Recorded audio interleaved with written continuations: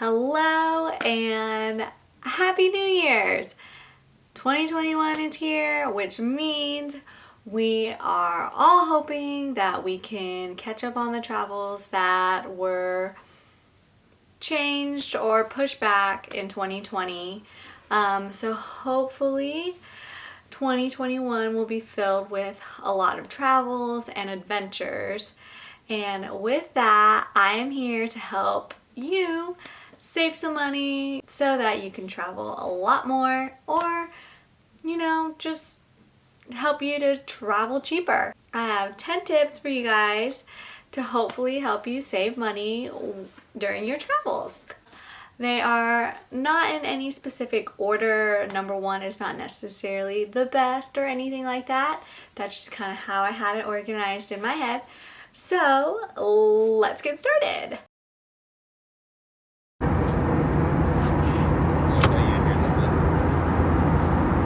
Number one, use Skyscanner. If you are planning on flying, your first place you should even start looking for flights is Skyscanner. Skyscanner is the search engine that lets you find the cheapest flights at any time to any location. So what's so great about Skyscanner is it lets you be really flexible in your search. So if you are like me and you just want to travel anywhere, you don't care where or when, you just want to travel, Skyscanner lets you do that. So in the location bar, you can put, I want to travel everywhere.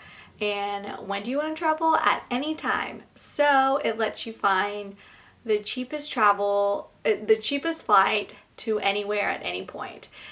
If you are a little more specific in where you want to go, you can definitely put that and just put at any time, I want to go to Hawaii. Or you can put in your specific dates and vice versa. You can just put, you want to go everywhere at this specific time.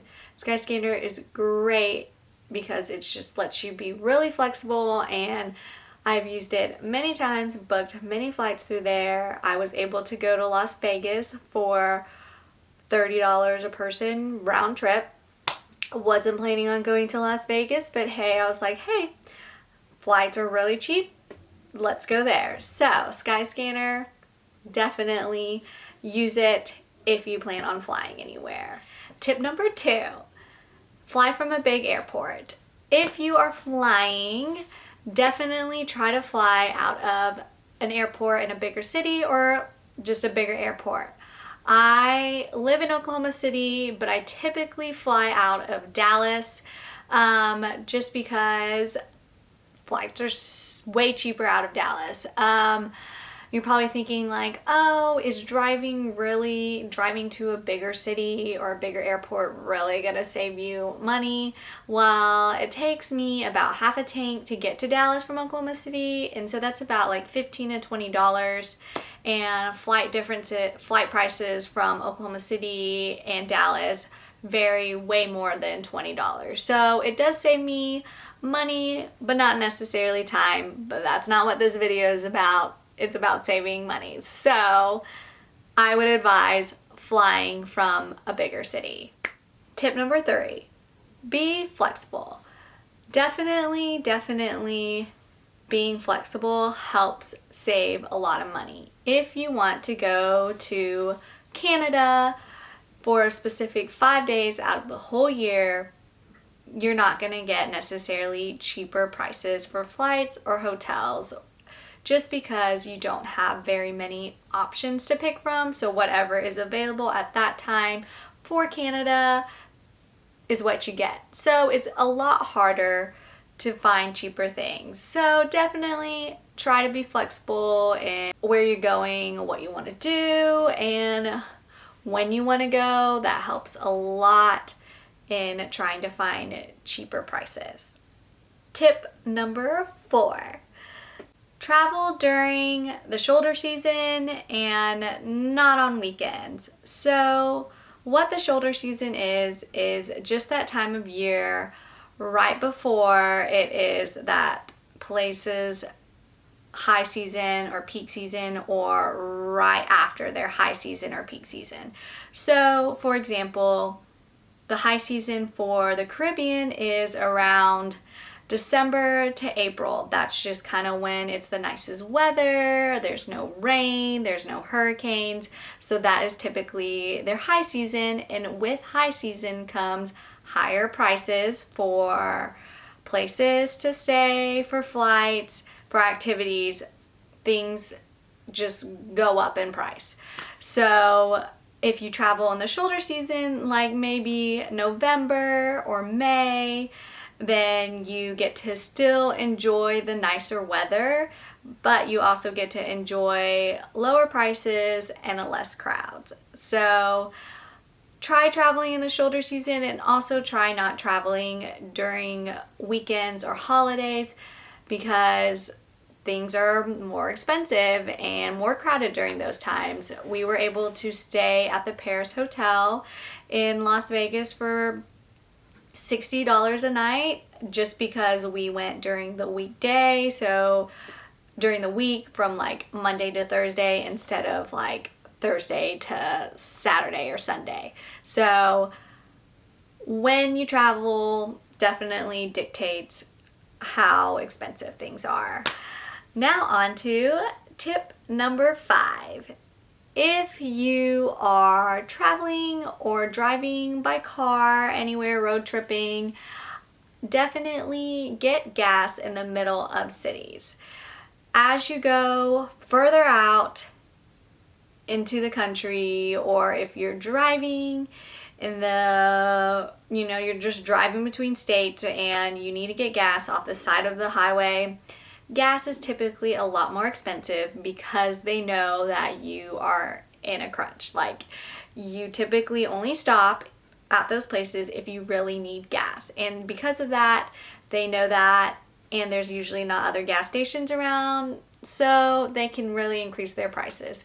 That even goes if you're in the middle of a city compared to right outside the city or right on the edge of the city. That has happened to us. And we have learned, do not get gas when you are leaving town and you're at the edge of town. Get it when you're in the middle of town, and there's a lot of options available.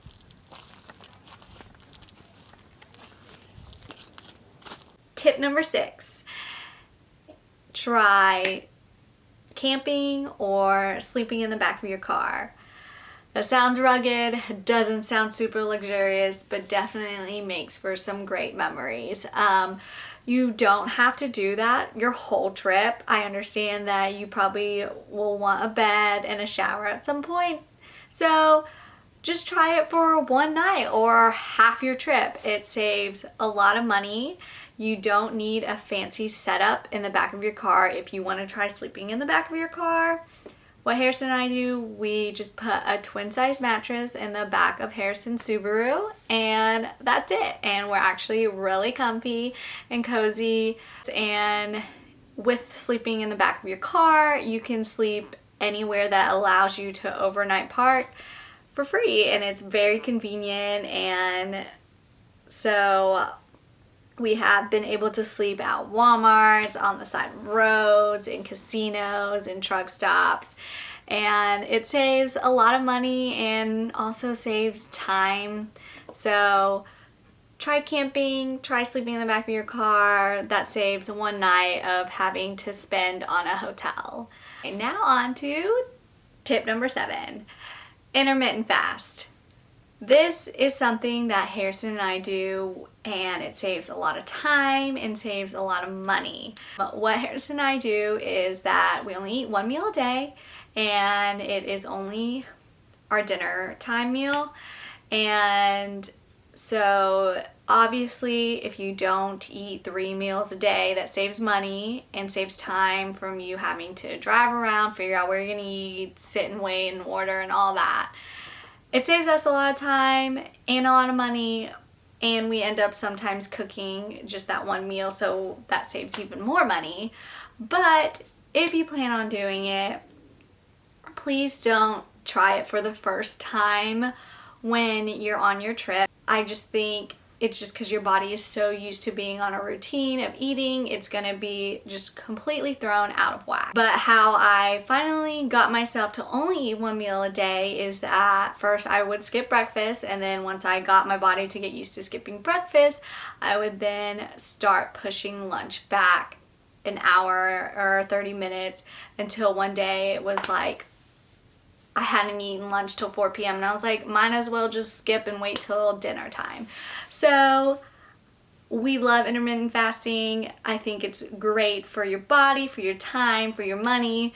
Just please try and practice it before you do it, because I just don't want you to all of a sudden be hiking and then you're like faint because you haven't eaten anything and because your body isn't used to it. Tip number 8.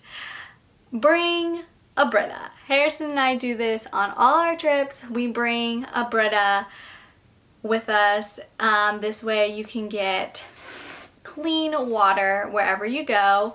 There is always free water somewhere, but is it necessarily clean? I don't know. And we don't like spending money on water bottles or anything like that. Not only is it bad for the environment, it seems like there's water everywhere. Why are we having to pay for it, you know?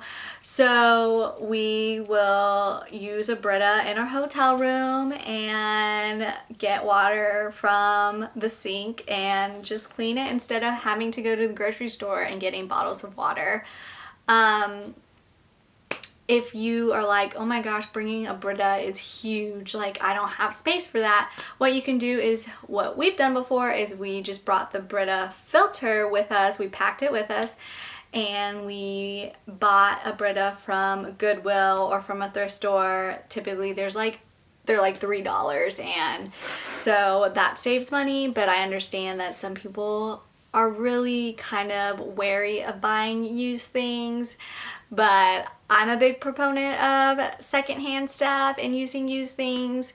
So if that doesn't gross you out or anything, that's always a good option. Tip number 9. Do those free activities. Free activities do not necessarily mean boring or anything like that. There are so many awesome things to do and see that are for free. I went to 7 Magic Mountains in Las Vegas, and that was so cool, and that was free. I have also been on beautiful, beautiful hikes, like the Blue Lakes hike. That was free. I didn't have to pay to go into the national forest, but also if you visit national parks, go ahead and buy the National Parks Pass. If you visit 3 in a year, you get your money's worth, and then all the activities like the hikes and the sceneries in those national parks are free. So I would try to find all the free activities that sound fun to you, do that, and that will help you save a lot of money and create awesome, awesome memories. Now on to our last tip, tip number 10, sign up for those travel credit cards. But little disclaimer, so with those travel credit cards, usually if you spend so much or do something in the first couple months, you get the reward. But if you can't spend that amount, like for example, if they say if you spend $3,000 in the first 3 months, you get this so many points or something like that. If you can't afford the $3,000, if you typically don't spend $3,000 in 3 months, please do not sign up for this credit card. I do not want you in credit card debt. That is a for sure way to not be able to travel in the near future because you are in debt. Please don't do that. Please only do this if you can actually afford it. But there are plenty of credit cards that have very, very little requirements. For example, if you plan on going on a cruise, specifically a Carnival cruise, which is one of my faves, hopefully cruises happen in 2021, but if you sign up for a Carnival credit card, you only have to spend One thing. You only have to buy one thing with this credit card. It does not matter if it is a piece of gum or if it's a camera. If you just spend one thing with your credit card for Carnival, you get $200 off your next cruise. Excuse me. That was a gross sound. But yeah, that's awesome. And not something that requires a lot of spending. So sign up for those credit cards. Travel credit cards are great. There's flight credit cards. Just make sure that you can afford it and don't put yourself in debt. With that, those were the 10 tips to help you travel cheap. I hope you found them helpful, and I hope you have many adventures and travels in 2021 and for the rest of your life. Thank you. Bye.